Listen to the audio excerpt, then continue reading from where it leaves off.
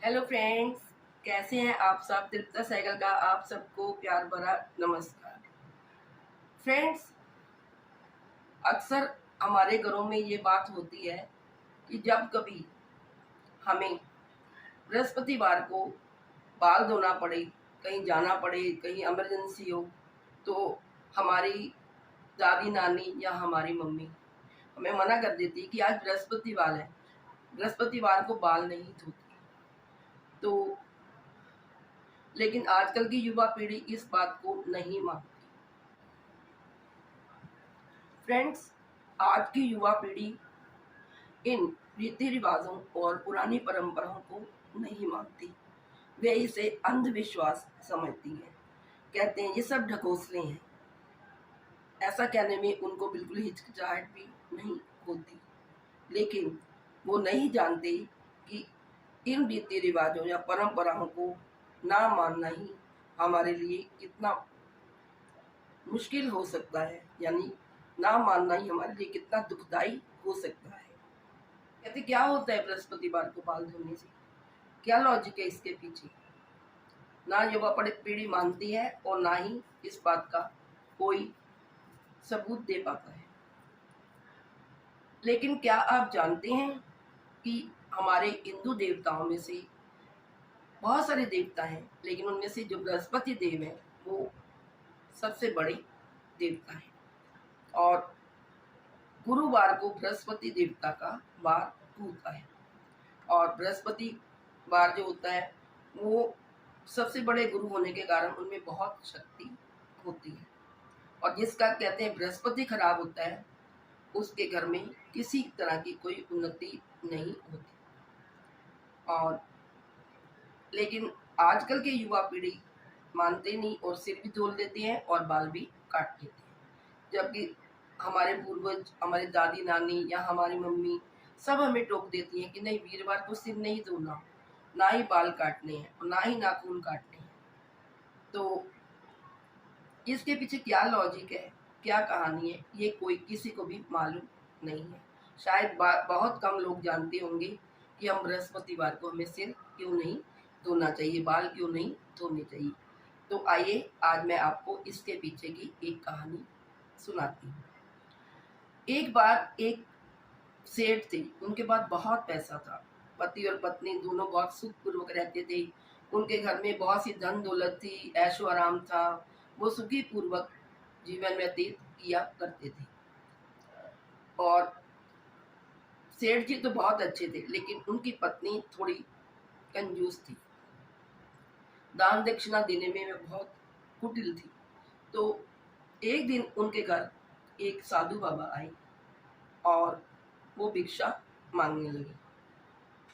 तो क्योंकि वो बहुत कंजूस थी और उसके पति देव भी घर पर नहीं थे, तो उसने भिक्षा देने से मना कर दिया। उसने कहा बाबा आप बाद में आना, और ऐसा कहकर उसने उसको वापस खाली हाथ लौटा दिया। अब थोड़े दिनों बाद फिर वो साधु बाबा आए और फिर उनसे भिक्षा मांगने लगे, लेकिन वो बार बार ऐसा ही करती रही। सेठ की पत्नी ने उसे बार बार यही कहा कि मैं अभी किसी काम में व्यस्त हूँ, मेरे घर में बहुत काम है और मैं फ्री नहीं हूँ, जब मैं खाली होंगी तभी तुम आना, बाद में आना। बार बार कितनी बार वो आए और उसने ऐसा कहकर उसको खाली हाथ वापस लौटा दिया। कुछ महीनों बाद फिर वो आई उनके घर और फिर सेठानी से कहने लगी कि भिक्षा दो, मुझे कुछ दो। तब फिर उसने, उसकी सेठ की पत्नी ने यही आंसर दिया कि जाओ, अभी मैं खाली नहीं हूँ, मैं बहुत काम में व्यस्त हूँ, फिर कभी आना।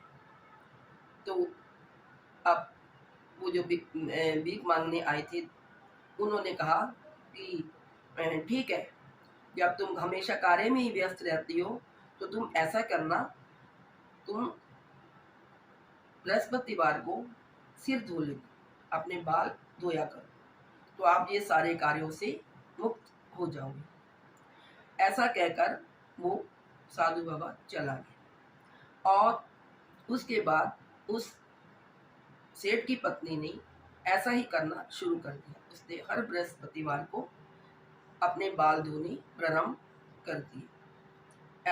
जब वो ऐसा करने लगी तो ऐसा करते करते धीरे धीरे धीरे धीरे उनकी सारे संपत्ति, सारे धन दौलत मिट्टी में मिल गई, यानी कि वो जीरो हो गई। उनके पास कुछ भी नहीं बचा। सारा सुख, सारा ऐश्वर्य का सामान सब समाप्त हो गए। तो कुछ दिनों बाद फिर वही साधु बाबा आए, तो उन्होंने फिर कहा कि भिक्षा दे दो। तब सेठानी बोली कि बाबा मैं आपको क्या दूं, मेरे पास खुद ही खाने को दाना नहीं है, एक भी दाना नहीं है अनाज का कि मैं खा लूं, हम खुद ही भूखे हैं, तो मैं तुम्हें क्या खिलाऊंगी। और वो ये कहकर चला गया। तो उसने फिर उसको खाली हाथ लौटा दिया।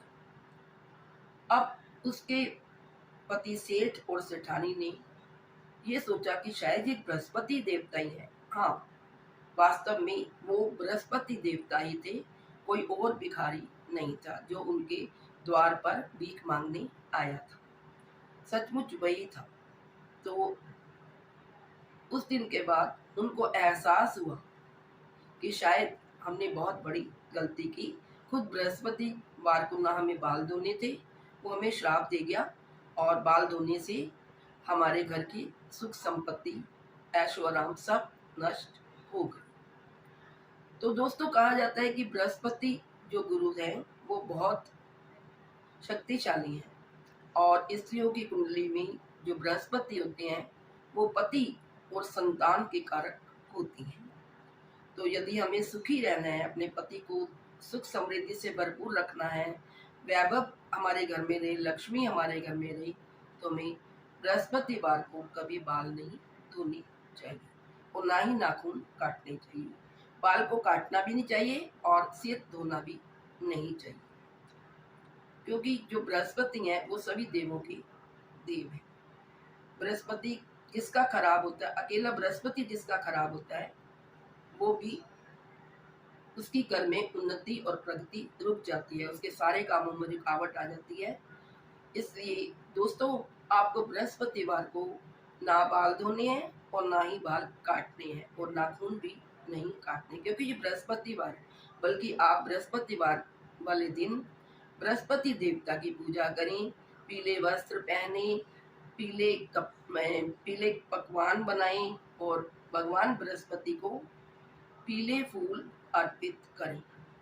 तो दोस्तों, ये था रहस्य वीरवार यानी बृहस्पतिवार को बाल ना धोने का, जो कि बहुत कम लोग जानते हैं। तो दोस्तों, आज इस वीडियो में इतना ही।